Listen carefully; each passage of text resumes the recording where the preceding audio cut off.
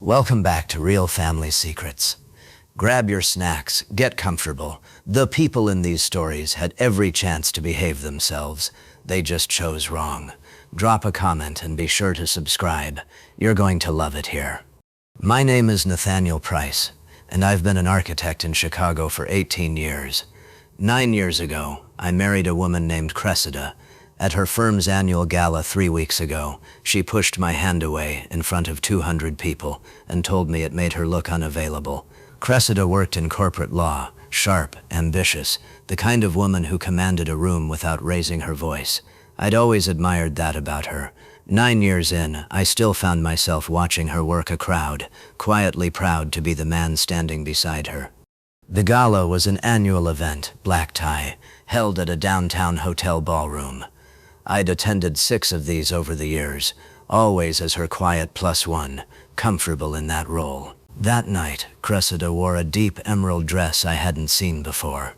She looked stunning, and also I noticed, like she was performing for an audience I wasn't part of. For the first 30 minutes, she stayed close, introducing me to colleagues whose names I forgot as soon as I heard them. Then, gradually, the way water finds a drain, she drifted. I watched her circle back again and again toward a cluster of men near the bar, at the center of which stood Preston Cade, a senior partner, holding a rocks glass, laughing loudly enough to hear from 30 feet away. I want to describe what I watched over the next hour, because it matters to what happened next. Cressida didn't just talk to Preston, she orbited him. She touched his arm when she laughed at something he said. She leaned in close in a way she hadn't leaned toward me all evening. At one point I watched him rest his hand on the small of her back for a moment that lasted slightly too long to be professional, and she didn't move away from it.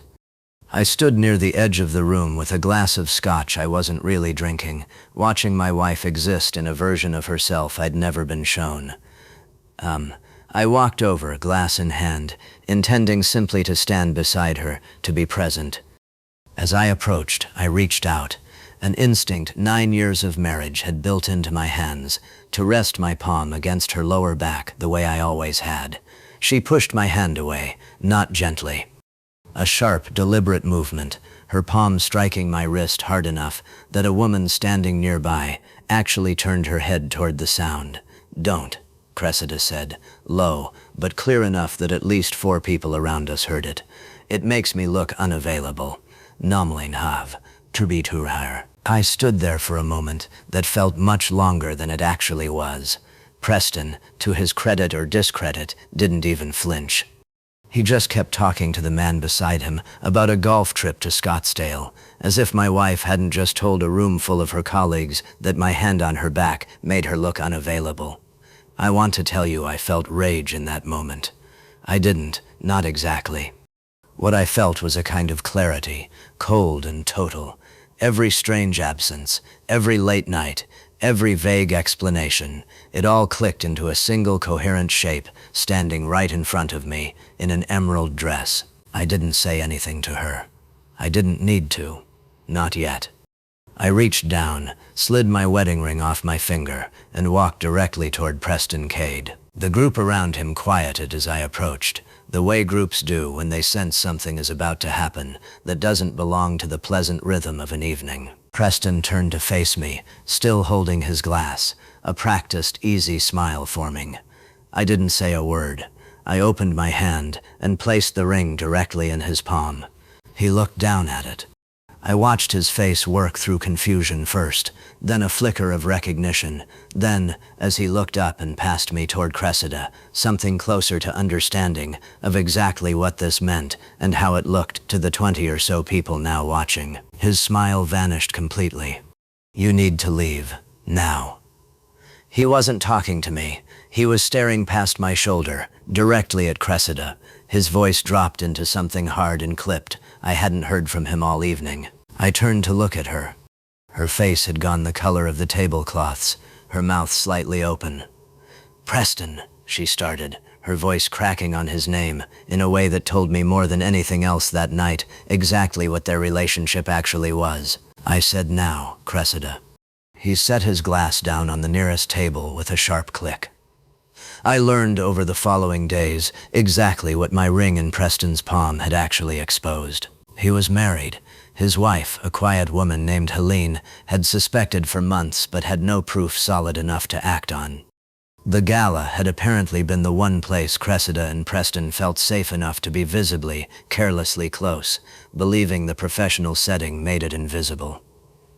Helene filed for divorce within 2 weeks, citing the Gala incident, which 20 witnesses could confirm in detail, as the final piece of evidence her own investigator had been building toward for months. Preston was quietly asked to resign from the partnership shortly after, not officially because of the affair, but because his very public exposure had become, in the words of the firm's managing partner, a liability the firm could no longer absorb. I filed for divorce the following week. Cressida tried, several times, to explain, to minimize, to frame the relationship as something smaller than it actually was. I didn't need the explanations. I'd watched the whole thing unfold in real time, in a ballroom, in front of 200 witnesses. There wasn't much left to clarify. The divorce settlement took 8 months. Cressida kept the downtown condo we'd bought together. I kept the lake house upstate, the one she'd never much cared for anyway. I still work in architecture. I've started dating again, cautiously, a woman named Odessa who works in urban planning and has, refreshingly, never once pushed my hand away from her back. People ask me sometimes if I regret handling it the way I did, publicly, coldly, without a single word spoken to Cressida directly in that moment. I tell them the truth. She made it public first, the second she pushed my hand away in front of a room full of witnesses. I simply finished the sentence she started. If this story moved you, subscribe for more real family stories and tell us in the comments, would you have handled that moment the same way?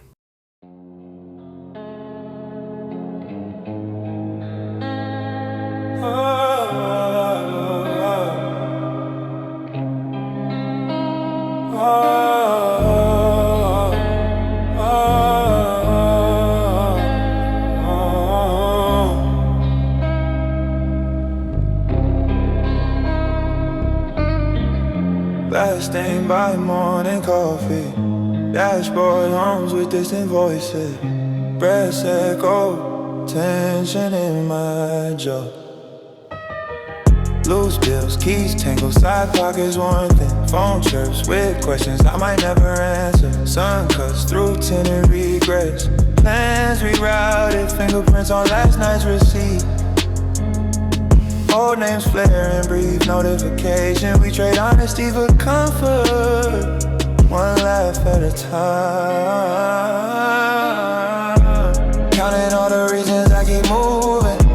Borrowed peace burns behind plastic lenses. I frame each mistake with silence. My stride, stubborn glaze with intent. If you see me, let me pass. Truth ride, shotgun and doubt fills the trunk. Every glance a test. I'm just a story behind tinted glass. Rolling out, no map, no warning. No warning. New codes, old habits, jacket heavy with memory. She leans in with eyes that see through stunts. We laugh too loud so her won't catch up. Promises undone by sunrise. Caffeine worship receipts for feeling spent. Empty benches and inside jokes. We keep moving before history gets too close. Eyes closed, engine whispers a dare. Questions line the edge of tomorrow. Heard my own conviction in distant street noise. Sketches, routes that GPS can't find. Let the wheels spell out my secrets. Splinters of truth on passing signs. I'm searching for a reason that feels like skin. If you notice, don't look back. Windows down, new day waiting. Steps echo in fresh concrete. Nothing on, nothing left beyond.